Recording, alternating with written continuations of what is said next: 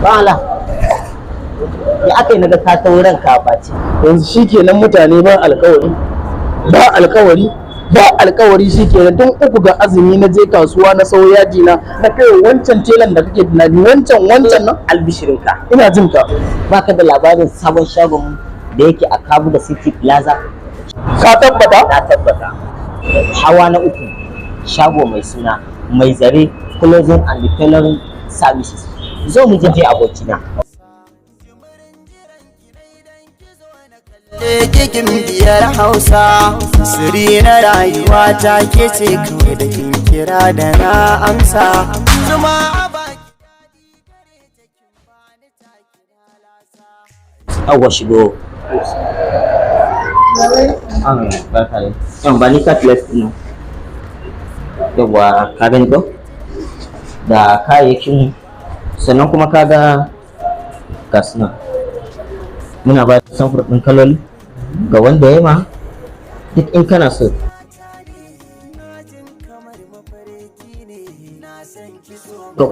Kuma kai ma za ka iya kawo wa ɗinka maka ko wannan na hannun naka yanzu za ka iya ajiye shi ka sai wani mu ɗinka ma shi domin duk ga samfur ɗin ka gan su nan sannan in ma kana buƙatar za a yi ma ɗinki kamar ango haka ko wanda za a yi bikin abokinsa duk muna ɗinkawa kaga yanayin style ɗin a farashi mai sauƙi ba tare da mun tsangwala ba. Yanzu in kana zaune ma za a ɗinka ma babu damuwa ba ma saba kawai. Bismillah abokin.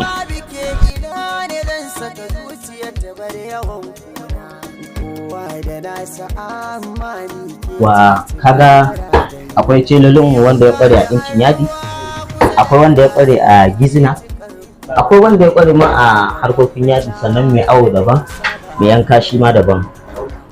Don haka yanzu ba da za ka yanzu ado ta so gwada mana shi.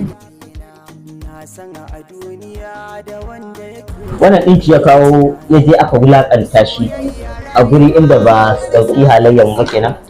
Wannan nake so a mai kuma a mai farashi mai sauƙi domin ya samu ya sa ɗinsa insha Allah zai samu a yau a ɗinka mai.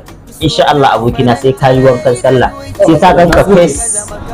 Amma na ji daɗi sosai kai wallahi na ji daɗi sosai. Amma mutumi na menene sunan gurin nan ma saboda ni ma ka san in zan je akwai abokai da dama inda ake musu irin wannan. Ka faɗa musu muna nan Kabu da City Plaza, shagon mu hawa na uku, Mai Zare Clothing and Tailoring Service. Insha Allah number 7 ba kalar ɗinkin da ba ma yi, ka tarkato abokanka da kowa za a ɗinka ma tango.